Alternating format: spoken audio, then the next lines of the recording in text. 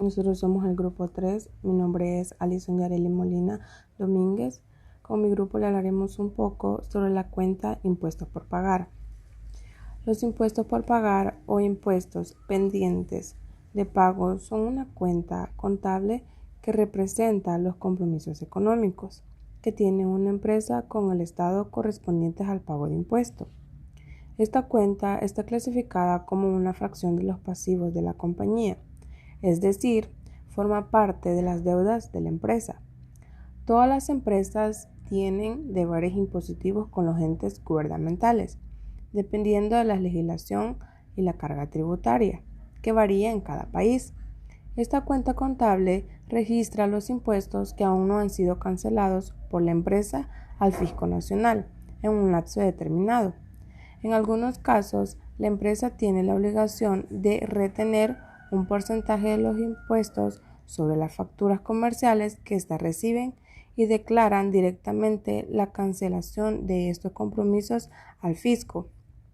Entre los impuestos más comunes en Latinoamérica se encuentra el impuesto al valor agregado, IVA, el impuesto sobre la renta y los impuestos sobre ingresos laborales.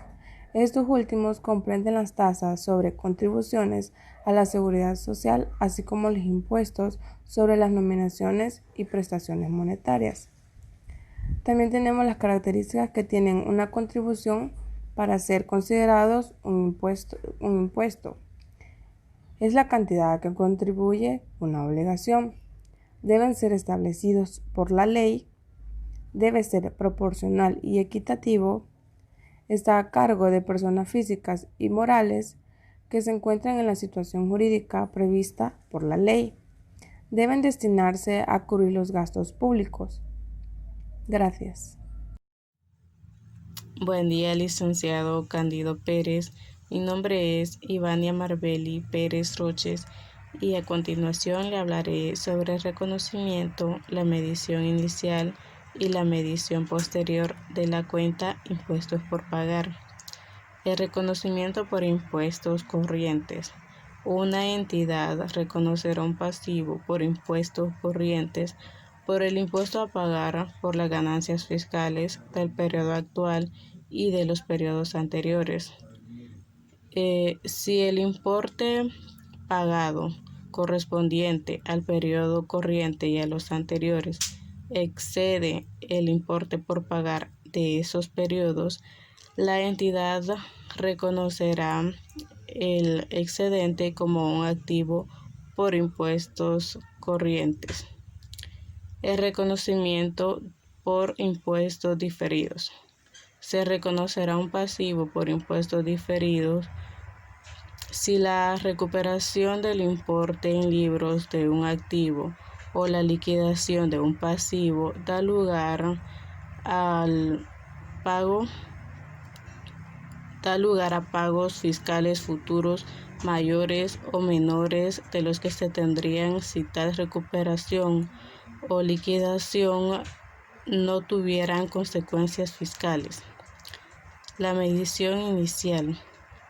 Se medirá un pasivo por impuestos corrientes a los importes que se esperan pagar o recuperar usando las tasas impositivas y la legislación que haya sido aprobada o cuyo proceso de aprobación esté prácticamente terminado en la fecha sobre la que se informa. Una entidad considerará las tasas impositivas y las leyes fiscales cuyo proceso de aprobación esté prácticamente terminado cuando los pasos últimos requeridos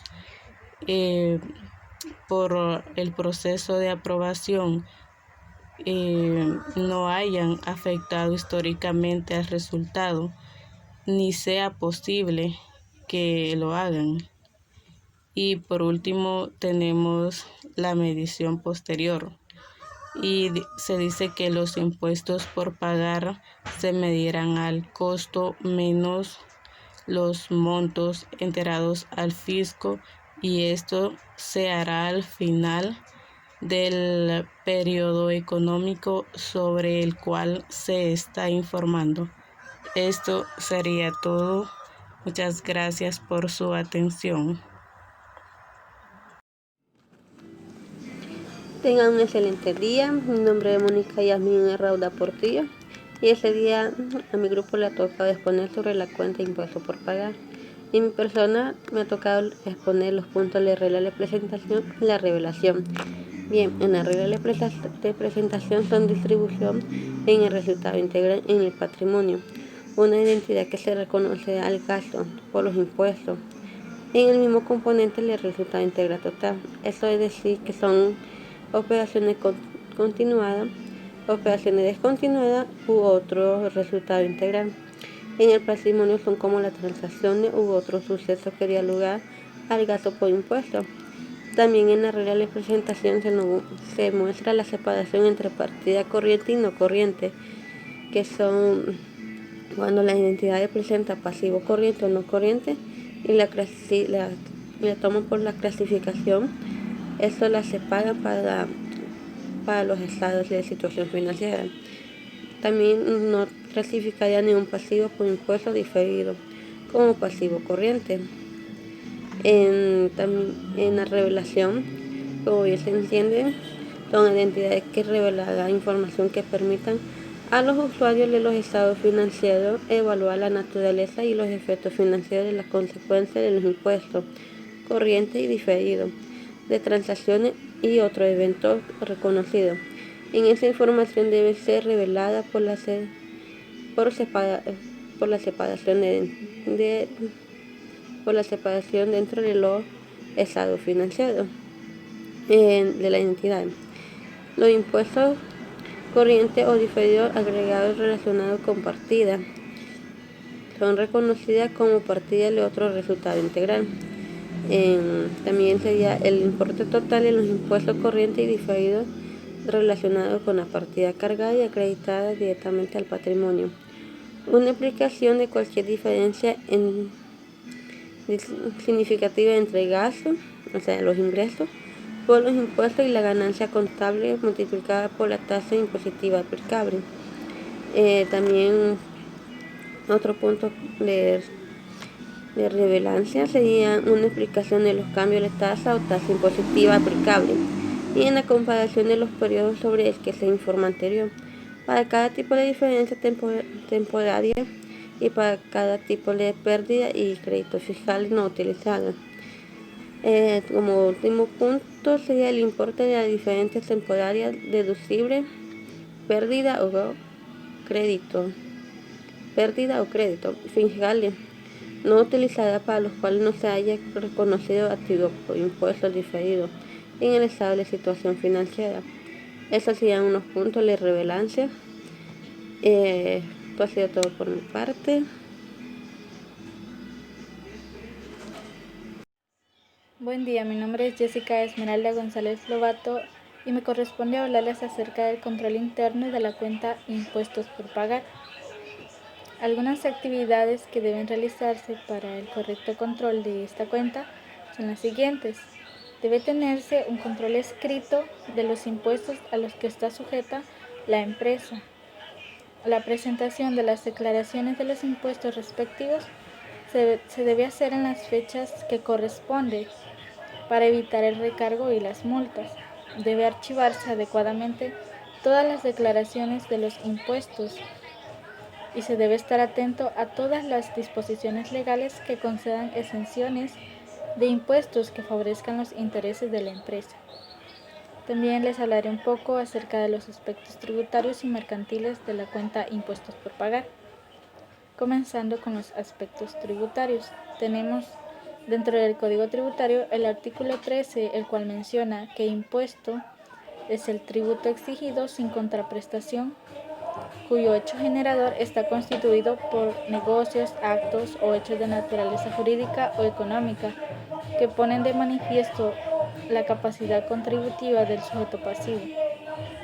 Este artículo nos indica lo que debemos entender por impuesto. Los artículos del 68 al 71 nos hablan de los modos de extinción de las obligaciones tributarias, del pago de estas obligaciones y cuáles son los medios de pagos. El artículo 75 habla acerca de la mora en caso de incumplimiento del pago de impuestos en las fechas establecidas. Otros artículos son el 97 y el 107 de este mismo Código Tributario. Los artículos 151 al 153 habla acerca del sistema de recaudación del impuesto sobre la renta por medio del anticipo a cuenta, además de la declaración y compensación del anticipo a cuenta. Por su parte, el artículo 154 nos habla acerca de los agentes de retención del impuesto sobre la renta.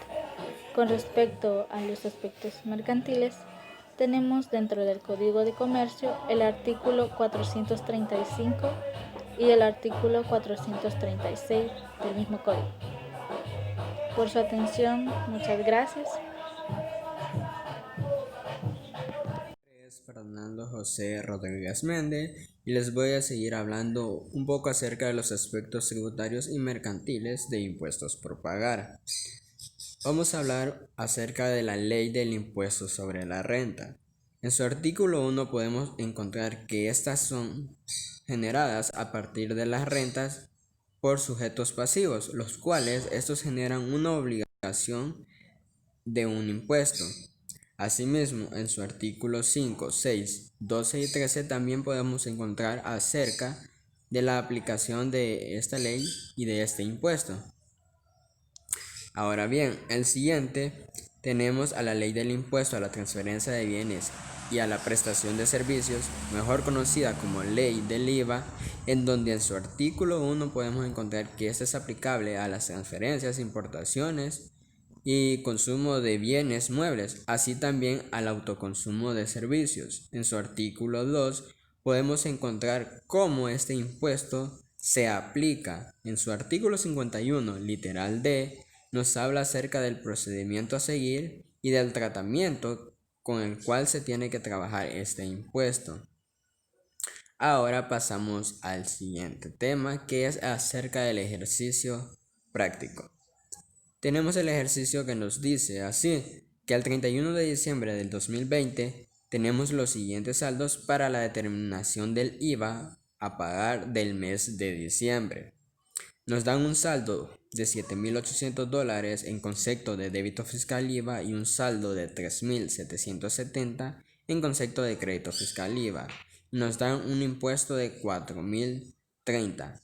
Ese impuesto se determina de la siguiente manera. Es la diferencia entre el débito fiscal IVA con el crédito fiscal IVA. Tenemos 7,800 y 3,770, entonces eso al restarlo nos da 4,030. Y al ser mayor el débito fiscal IVA, como es en este caso, esto nos genera un impuesto por pagar que se tiene que ir a pagar al Ministerio de Hacienda. Pasamos a la partida en donde vamos a cargar IVA débito fiscal con $7,800. Vamos a abonar IVA crédito fiscal con $3,770 y impuestos por pagar, que fue la diferencia de $4,030. Su concepto por la determinación del IVA por pagar. Y hasta ahí queda el concepto. Y así como grupo número 3, esta ha sido nuestra pequeña exposición y les damos muchas gracias.